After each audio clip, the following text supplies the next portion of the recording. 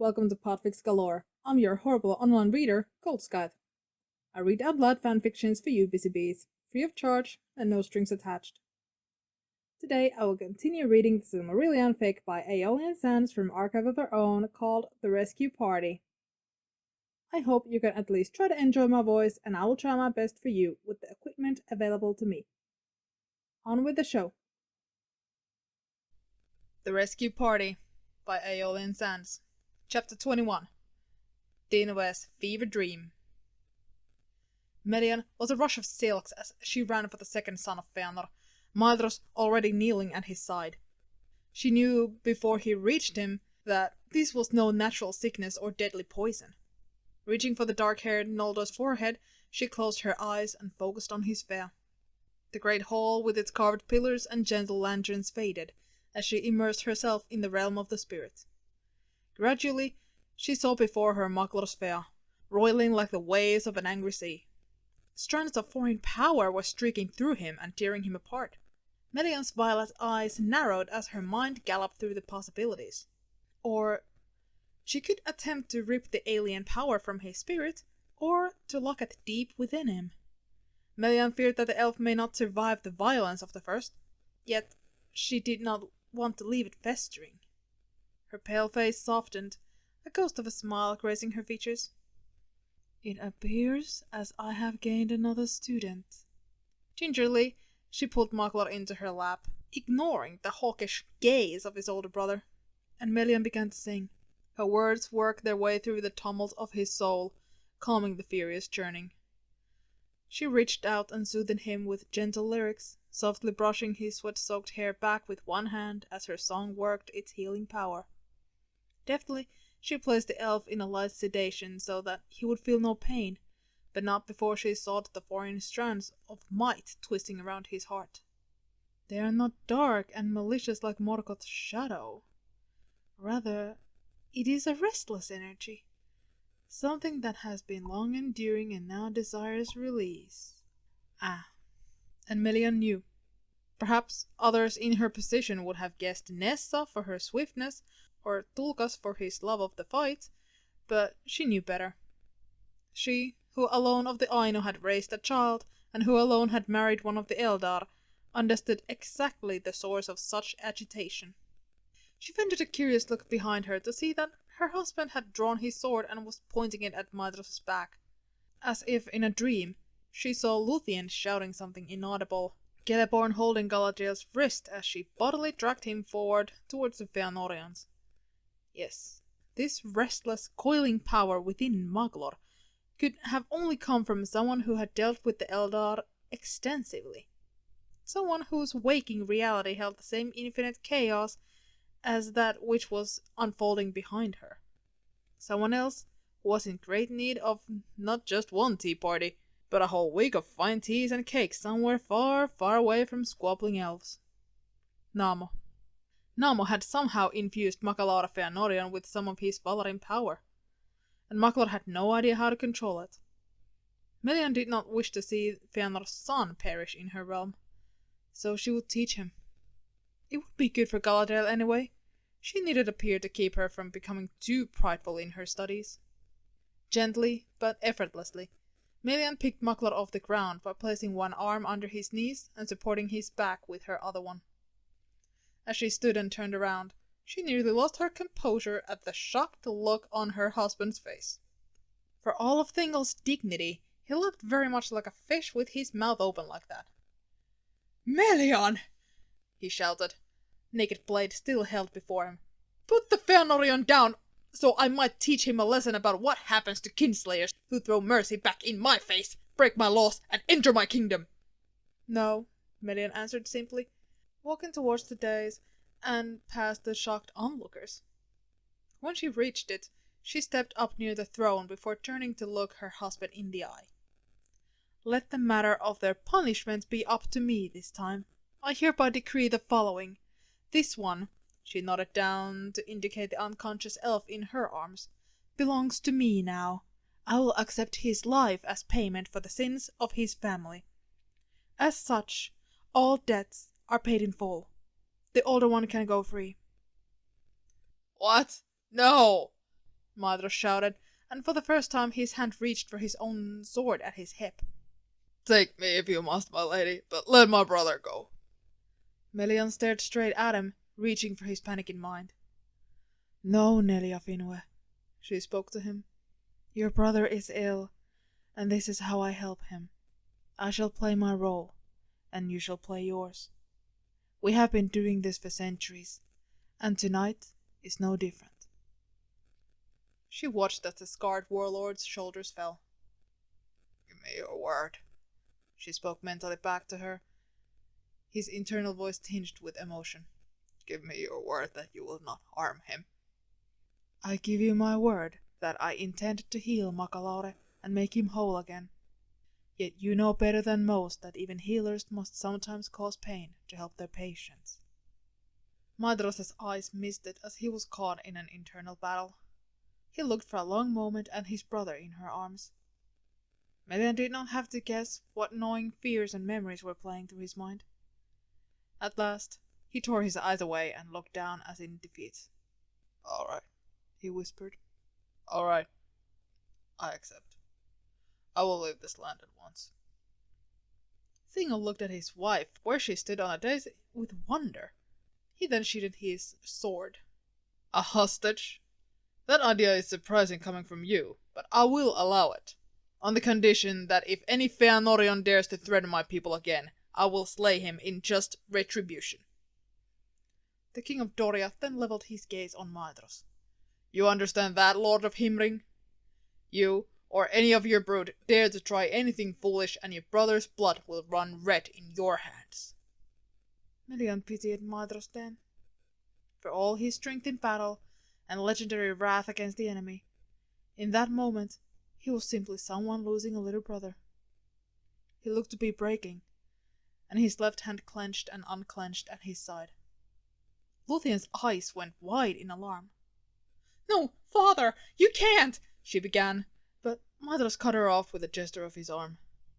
King Tinwe, he said, looking up, his voice finding its commanding strength. If any commit sins worthy of such retribution as you speak, then allow me to take my brother's place. I am the heir of Feanor, and the eldest son. It is I who leads our people in the east, and all my brothers defer to me.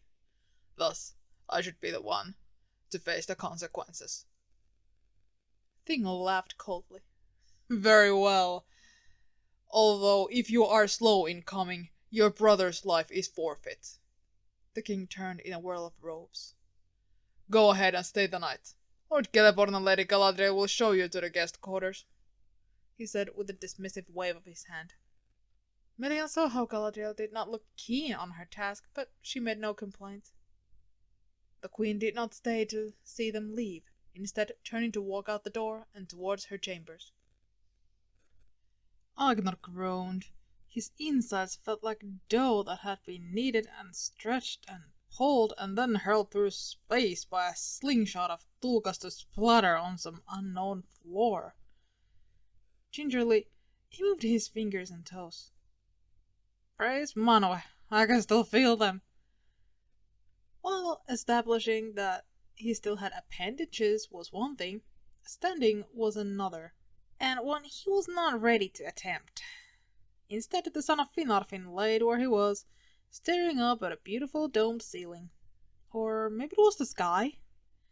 Delicate beams of silver framed the structure, yet the painted panels between revealed the stars of Varda in their glory. They twinkled as if made of diamond. Perhaps they were diamonds. Where was he? This certainly wasn't Dorthonion, which had been rather plain for an elven realm. He and Anglot had both blamed Finrod for hoarding all the family treasure.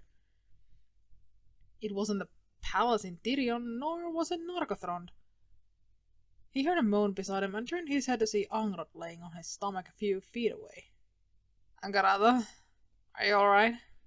I feel like I've been pulverized.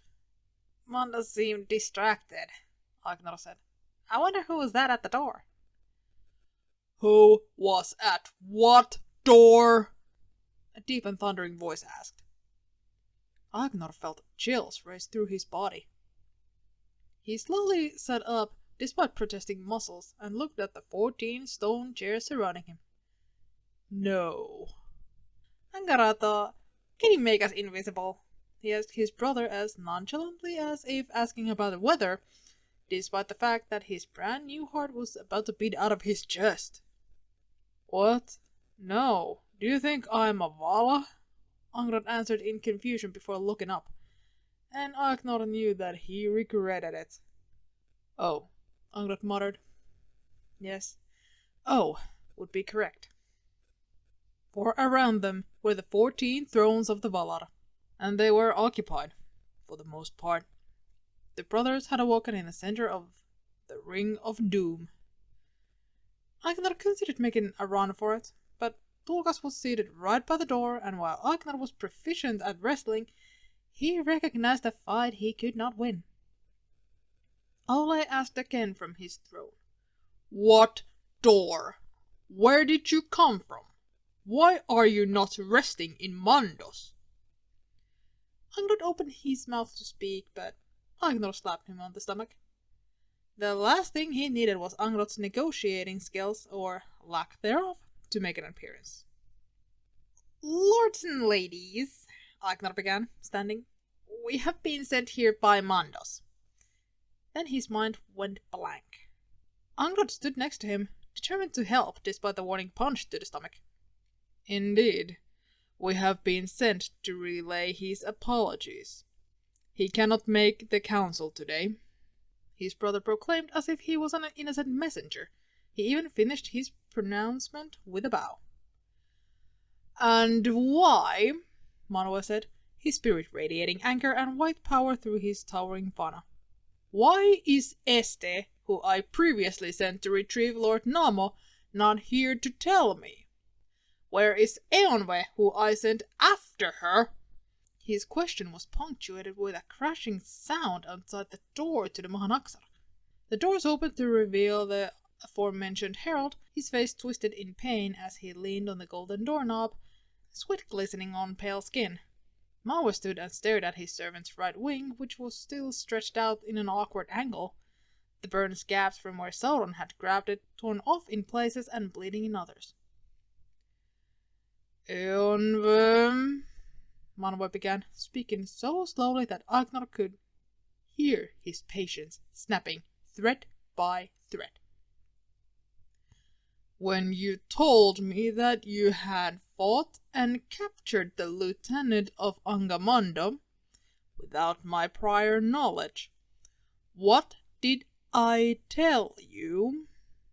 Eonwe stood straighter and folded his wings into his back, grimacing slightly as he did so. To give him to Namo's keeping. This I have done. Yes, Manwe continued. But I also told you to retrieve Lord Namo and find out where Este went off to. I also very clearly ordered you not to fly. Being directly in the line of fire of a potential argument between holy beings, Agnor didn't move. He wondered if he would disappear from sight if he stood still enough. I was about to, my lord, but when I reached the halls of Mandos, Namo was there with... Then Eonwe paused, staring at the two elves before him in disbelief. With them, he said, pointing at the two elves on the floor. Agnor shivered, as he felt a multitude of holy eyes bore into him and shuffled closer to his brother. He felt like he did when their father had yelled them for sledding down the stairways of the palace in Tirion. And? Manwe prompted, fingers tapping on a stone armrest. And he was releasing them, however not by letting them out of the gates. He was sending elves back to Endor, my lord. When I approached him with the prisoner and informed him of your orders, Namo became enraged. I did what was most sensible at the moment and left. I have not seen Lady Este. There were a multitude of whispers at the news. Manwe sighed a great and terrible sigh. Irmo. Irmo looked like he was trying to fade into the back of his chair. Yes, my king? Are you able to connect with your wife? Or your brother, for that matter? Irma leaned forward, his long white hair curtaining half his face. Lady Este, well, on her way to the halls, she found a... Yes? Irma's thin shoulders collapsed. A sick kitten. Manuel seemed to be fighting an explosive outburst. A sick kitten? He repeated. Don't be too hard on her. You know it is her nature to care for the wounded and the weary. Even so, this means that she has likely not reached Mondos yet. The Elder King didn't seem consoled by that argument. Let us recap, shall we? He said. Namo is releasing unhealed elves from his halls. My herald is plagued with sudden disobedience, deciding to abandon his task to retrieve first Ulmo, then Namo, not to mention his decision to engage the Umaya of Angamando without consulting me first. Este is stopping for kittens. Ulmo is operating completely on his own without any regard for this council.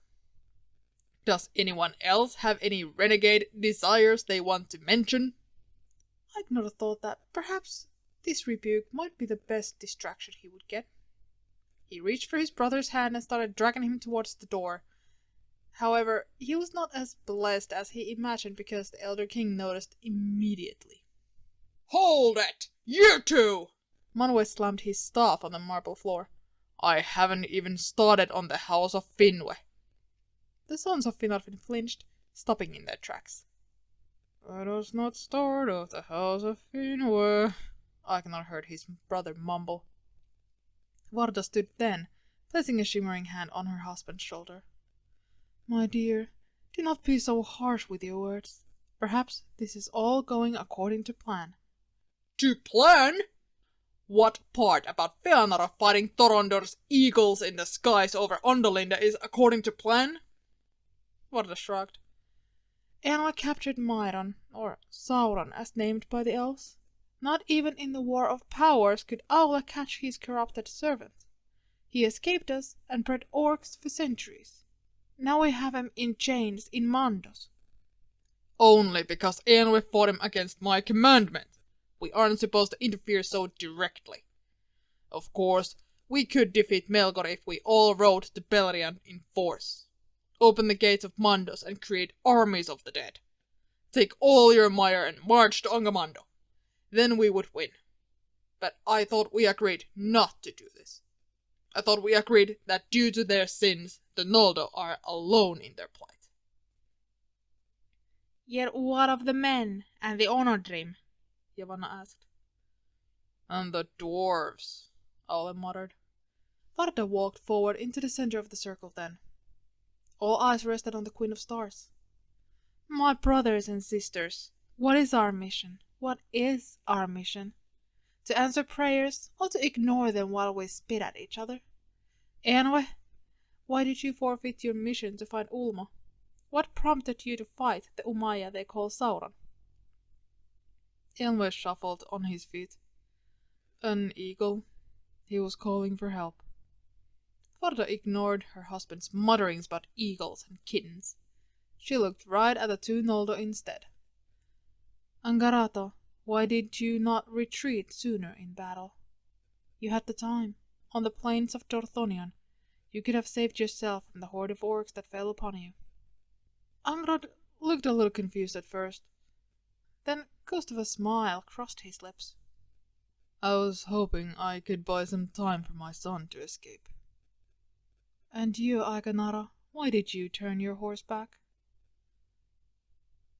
I was not going to let my brother die alone, Agnar replied. Nina sniffled behind her veil. Varda smiled, knowing that her point was being made. We are all created beings, she continued. Eru Iluvatar placed in each of us a heart capable of love and a spirit capable of empathy. To be touched by the plight of others is what separates us from the stones and waters who care not for the suffering around them. Let us not forget ourselves as Melkor has done.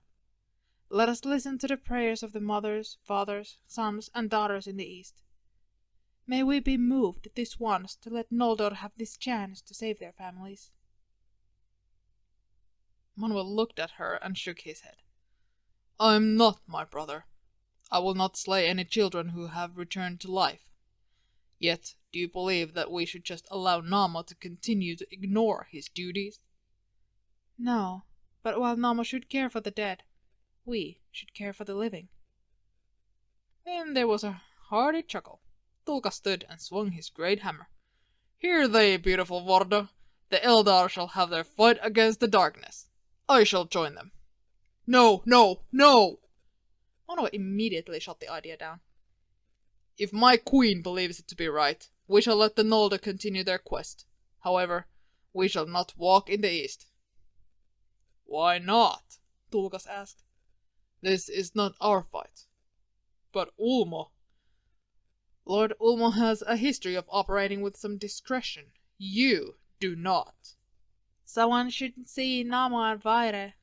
I'm worried about them, Yavanna mentioned. I will do that myself, Varda proclaimed. It has been a long while, and I am sure Irma would rather find his wife. As for our two visitors, Aikanaro and Angarato, I don't suppose you wish to stay here with us. Both brothers violently shook their heads. Where would you like to go, then? Agnar felt guilty that his first thought was of Andreth, yet he knew that he could not continue to dream of her. Nargothrond, he answered. It would be good to meet with Vindarato. Tinwe was lying on his bed, wondering where Finrod was and why he hadn't returned yet. It was really improper behavior for an elf lord. It was nearly midnight, and there was nothing good happening in the wilderness after dark. He sat up when there was a knock at the door. Finally! He got up and went to open it, a lecture on his tongue when he looked into the smiling faces of Angrod and Agnar. Tinwe slammed the door with enough force that the walls shook. Nope, not tonight. One Finarfian was enough. He did not need to be entertaining the ghosts of two more. He decided that clearly he had not delegated enough paperwork to Orodreth and Erestor. He should have let them reply to Thingol about the current state of the grape trade. Dismal, it's all gone to the orcs. You think Nargothrond can't protect your precious grapes on top of our people? This is what he had written in a heat of the moment. Likely the letter would go straight into Doriathian fireplace. All that effort wasted! So, of course, now he was so tired that he was seeing ghosts. It was just Tinwe, the Angrod ghost whispered outside the door. Leave the old elf alone. Orodreth and Findula should be around here somewhere. Old? Old elf? Flying swans of Orlova, I am not old! He cursed through the walls. Run! Agnar yelled at his brother. The sound of two elves fleeing down the darkened hallways reached Tinwe's ears.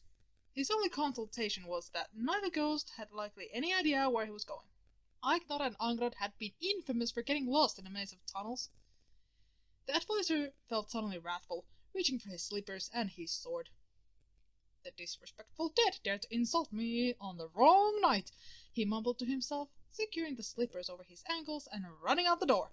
Get back here! He shouted, flying out of his own doorway, Nightrope trailing behind him like a cape. Laughter echoed down the halls. Oh, Finrod was going to pay for whatever ill-conceived trick this turned out to be. Findulas! Angrod's voice echoed in panic, while Agnar's snickering was audible through the cavernous passageway. Tinwe watched as the two brothers take a turn he knew ended in a stairway down to the root cellar. He smirked, for it was a stairway secured by a locked door.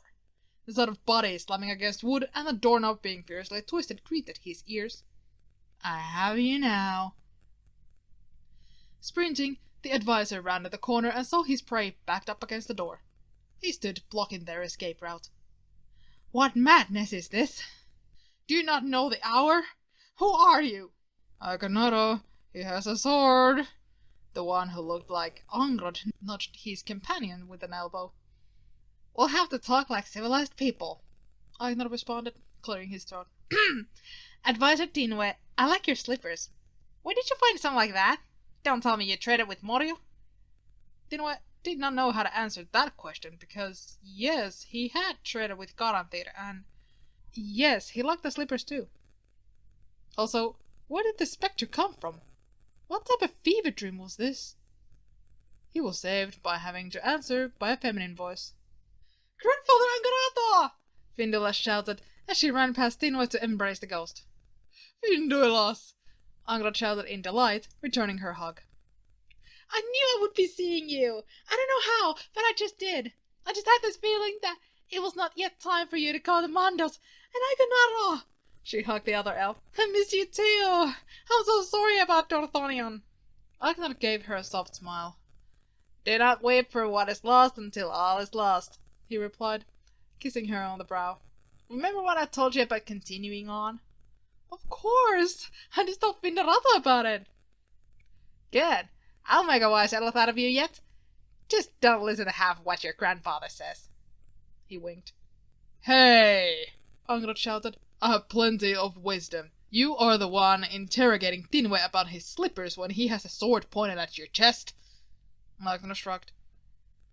Findulas was quick to change the subject. "My father is sleeping, but—" "Of course he's sleeping," Angrod huffed. "My son has never missed his beauty rest. He gets that from his mother. I assume Olosa is also sleeping?" Tinwe eyed him suspiciously, wondering how a fever dream could be so accurate. "No, she wants to stay with her mother's people at the Falas." Angrod's face softened.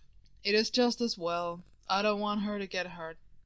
Things are about to get interesting for the realms of the Noldor. Say, have Fëanor, Nolofinwe and the rest arrived yet? Or did they head to Hitlum or Himring?" Tinwe knew in that moment that he needed to go to bed. "What?" Surely he had misheard. Agnar winced, stepping in front of his brother as if that would prevent him from talking. "What my lord brother means is that, well, clearly the two of us have returned from Mandos. We were wondering if you have seen the others who have also made the trip." Tinwe sheathed his sword and spun on his heel. "Nope. Good night!" And he walked as quickly as possible to his room, locking the solid pine door behind him. "Eroilwatar, save me," he prayed. Fingolfin and his growing assortment of extended family had stopped for the night just south of Taur and Faroth. Although it was past midnight and the afternoon's travels had been long, seeing as they only had one horse and Finarfin kept getting distracted by plants, no one except said plant lover, Corantir and Huan were sleeping. Nolofinwe had told everyone that they all needed to get their rest. He probably could have enforced his suggestion too, but then Finrod had picked up his grandfather's trident. His nephew had remarked on how beautiful it was and how well balanced it felt in his hands. Erwin lit up like the sun and offered to demonstrate some of the skills she had learned after the darkening. Of course, Kelekorum was not going to stay out of any arms demonstration. Anoira's predatory smile of anticipation had glimmered in the moonlight. Finarfin, being wise, took one look at his son and wife and proclaimed that he was going to bed. He had gathered a bunch of pine needles for a bed and went to get a blanket from Kelekorum's supplies when Huan had laid down in his spot. Fingolfin had to credit his brother, though. Instead of yelling at the hound, he simply curled up next to him like a cat. Winion, the wolf pup, must have gotten jealous because he had walked over and laid directly on top of the Noldo King. Fingolfin would have been concerned about the wolf, but he decided that Huan being there made him feel better. Plus, Ara was probably enjoying the extra heat, and Fingolfin knew from experience that taking warmth away from his brother was like taking gems from Nara. One simply didn't do it and expect to live. Corantir followed suit, but slept on the other side of the fire. Nerdanel sat at his side and began to work on mending some of her torn clothes. Fingolfin walked over. "He's going to throw a fit, you know," he said. "Mori has always been the best at sewing." "Why do you think I waited till he was asleep? My son has enough things on his mind. Besides, this is good for me. It will help me work through some thoughts." A sharp yell echoed through the night, interrupting Nerdanel. Fingolfin's head shot up. That had sounded very much like his wife. "You might want to go see what's happening over there," Nerdanel replied. Fingolfin winced. Of course, Nerdanel the Wise was correct. With reluctance, he walked over and poked his head over the crest of the hill on the other side of which his wife, little sister, and nephews had vanished. To his great dismay, he saw Anaire holding Finrod's sword and her own, trading blows with Kelekorm. "Aunt, you've become strong! You'd even give Khan a run for his worth, but unfortunately not strong enough!" Kelgrom shouted, leaping into the night sky and bearing all his weight down on both of his wife's blades. Another slammed her swords forward, forcing her nephew back. You got him, Aunt! Finrod cheered. I call winner! Another's blades were streaks among the stars as she viciously slashed at Kelgrom's head, then knees in rapid succession. Fingolfin swallowed. She hadn't been that violent before. Kelgrom only laughed, green eyes gleaming as he dodged with enviable athleticism. He spun around Anaire, attempted to catch her in the back, but his wife backpedaled and swung for his exposed midsection. Kelgrom bent backwards as Finrod's golden sword arched over his body. Fingolfin was suddenly very concerned. Yes, while he sparred Vindakana and his guard frequently, they also used wooden swords. Anaire! Työkormo! He shouted from the hilltop. Not now, uncle! Kelgrom shouted as he brought his sword down over his head to crash on Anaire's guard. I'm a little busy! Anaire held his blade with one sword, dislodging the other to take a quick shot at Kelgrom's chest. His nephew jumped to the side. Nah, it's all right. He is lumbering as slow like a bear that's been sleeping all winter. Fingolfin wasn't sure he agreed. He had seen Kelgrom fight, and it was terrifying. He doesn't look that slow to me. And why on earth are you using real swords? You're going to kill each other. Kelgrom's silver hair refracted the starlight as he lunged, and his aunt Anaire whirled to evade, and then swung again at Kelgrom's knee. And then Anaire whirled to evade, then swung again for Kelgrom's knees, this time with both blades. He jumped over them effortlessly. Neither Finwe's wife nor his nephew answered his question. Kelgrom landed in a crouch before immediately leaping up and head-butting Anaire in the chest. She fell backwards into the muddy grass, and Kelgrom pointed his sword at her throat. Yield, he demanded. Anaire growled. Just this once. If I didn't have to give Moria my sister blade. Finrod stood from his seat on the hillside beside his mother. Don't blame my sword. It has served me well, and it was carved by Gamil Zarek of Maghradze. You will have another chance, fair aunt. But now let it be my turn to challenge my smug cousin. I will humble him. Finrod decided that Kelgrom wasn't the only one in this party that needed humbling. He sighed. Time to put some family members back into their place. No, he declared, walking down the hill slope. Face me, nephew. Winner between us shall take on Tuago and claim the night's victory. Fingolfin didn't remember the rest. Everything condensed into the sound of ringing steel and panting breaths. His feet stepping first this way and then that, his blade an extension of his very fear. At some point Finrod had fallen, clutching his shoulder. Then it had been him and Kelgrom, his nephew moving like a wolf in the night.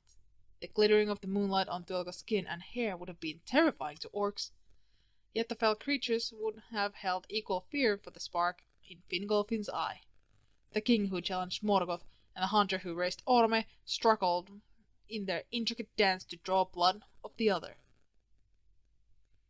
Yet every slash was parried and every strike blocked. Fingolfin realized as Dillion rose higher that he was tiring. His body had been at rest for too long after the deadly encounter with the eel of the deep. Once he missed a step, and Kelgrom capitalized on the mistake, clashing down with his sword with such a force that Fingolfin stumbled back and fell. He tried to rise again, but his nephew's sword was at his heart. Feanor's son was breathing heavily. You're impressive, uncle. I would not want to meet you on the battlefield, and find you on the other side. Kelgrom then sheathed his sword, and offered a hand to his uncle. Fingolfin took it, realizing that his legs were wobbly with exhaustion. Kelgrom clapped him on the back as Fingolfin rested his hands on his knees. No wonder you were a terror to Moringatto. I too would like the chance to face the enemy. Perhaps soon. Hey! Finrod called. Don't forget to include me! I guess a gimpy shoulder can come too. Kelgrom winked. And us! And us! Anaire and Eroen called from the hillside. Fingolfin stood up straight and wiped the sweat from his brow. Well, unlike you lot, I bet Moringatto actually knows how to get some sleep. Off to bed with you all! He shouted, but he was smiling as the words left his mouth. He walked over to Anaire, who put her hand in his.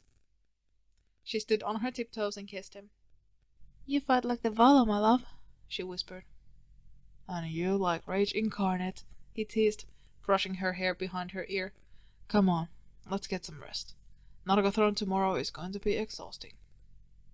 End of chapter 21. Stay tuned.